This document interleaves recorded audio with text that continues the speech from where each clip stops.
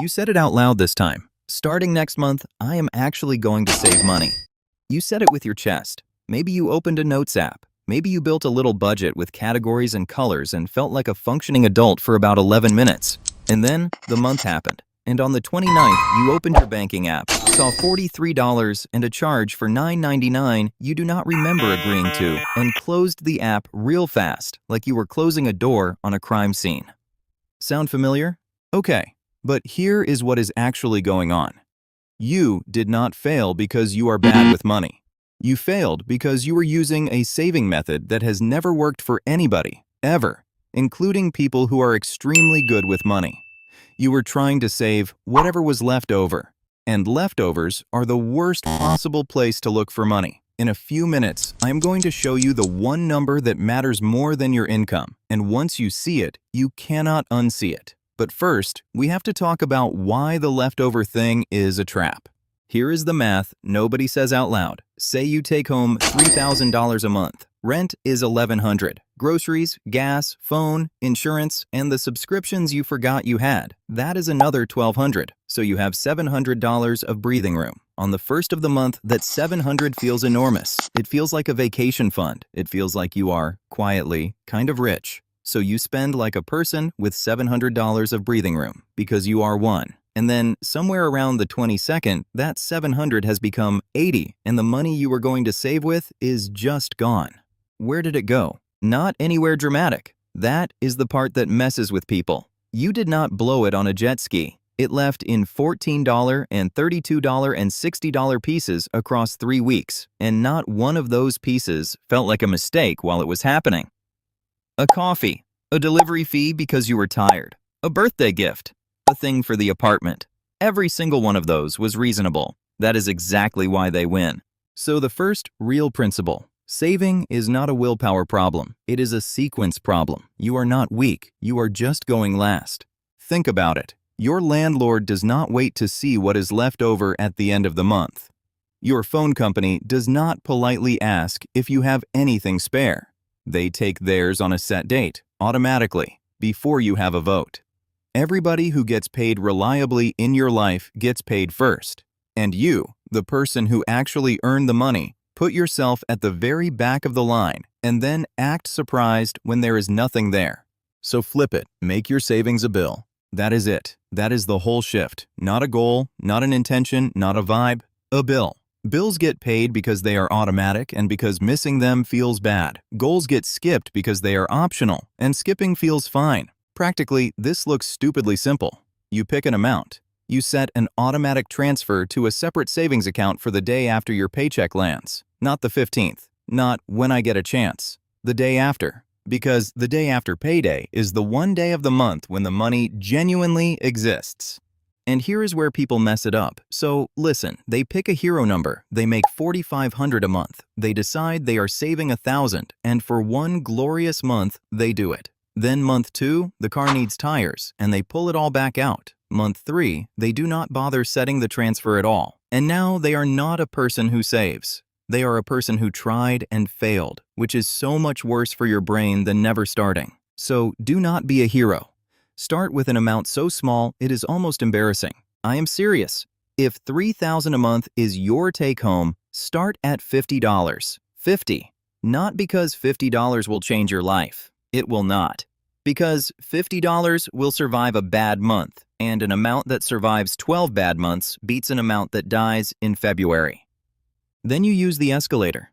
Here is the framework, and it is the most useful thing in this entire video. So if you remember one thing, make it this one. It has 3 parts. Automate it, escalate it, and hide it.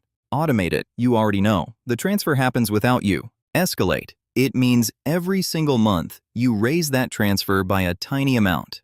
$25, or 1% of your pay. Month 1, you save $50. Month 2, $75. Month 3, $100. By month 12, you are saving $325 a month, and here is the wild part. You never felt a single jump. Your spending adjusted $25 at a time, which is a number so small your brain does not file it as a sacrifice. That is the whole trick. Your lifestyle can absorb tiny changes without complaining. It screams about big ones. Run that out. 12 months of escalating from 50 by 25 a month puts about $2,250 in that account, from a starting point you described as, "I cannot afford to save anything." And hide it? That is the third part, and it is quietly the most important. The account has to be annoying to reach. Different bank, no debit card attached, not in the app you open when you are bored. Because the enemy of your savings is not a crisis. It is a Tuesday night when you are a little bored and a little sad, and it is very easy to move money. Which brings me to the thing I promised you, the number that matters more than your income. It is not your salary. It is not your net worth. It is your gap. The gap is the difference between what comes in and what goes out. That is the only number that builds anything. Here is why this matters more than a raise. Take two people. One makes $8,000 a month and spends $7,800. Their gap is $200. The other makes $3,000 and spends $2,600. Their gap is $400. The person making less than half as much is building wealth twice as fast, every month, forever. And if you met them both, you would guess wrong about which one was doing better, because one of them has a nicer car and the other one has a boring account you cannot see. So when you catch yourself thinking, "I just need to make more," pause. More income only helps if the gap grows with it. Otherwise, you just bought a bigger version of the same problem. Which is why there is one more rule, and this one is free money. Save the raise.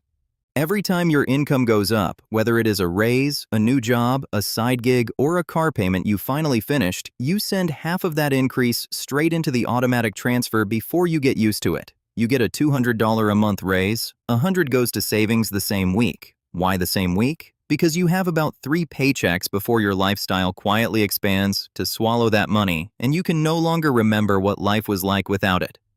3 paychecks. That is your window. And notice what did not happen just now. I never told you to stop buying coffee. I did not tell you to cancel every subscription or eat rice for a year or feel guilty about a single thing you enjoy. Because that approach is exactly the willpower trap we started with, and it burns out in about 19 days. What are you actually doing instead? You are removing decisions. Every decision you have to make is a decision you can lose. Automatic transfers make 0 decisions. That is why they work when you are tired, sick, stressed, heartbroken, or having the worst month of your life. Your savings does not care how motivated you feel today. It has been quietly excused from your emotional life entirely.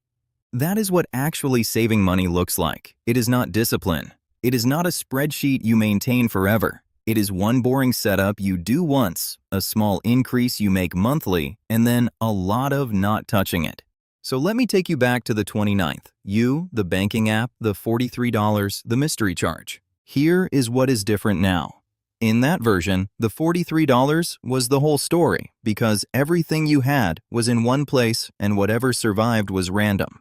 In the new version, that $43 is not the story at all. It is just the last of the spending money doing what spending money does. The part that mattered already left on the second, quietly, into an account you cannot easily reach, and it has been sitting there getting bigger while you were not paying attention. Same paycheck, same life, completely different ending. The only thing you changed was who gets paid first. So here is your one thing for today, and it takes about 4 minutes. Open your banking app right now and set up one automatic transfer to a savings account. Pick an amount so small it feels almost silly. Set the date to the day after your next paycheck lands. That is it. Do not optimize it. Do not research the best account for 2 weeks. Do not wait until the first of the month. Just set it. Because next month is going to happen whether you set it or not. The only question is whether you are in line at the front or standing where you have always stood, at the very back, hoping there is something left.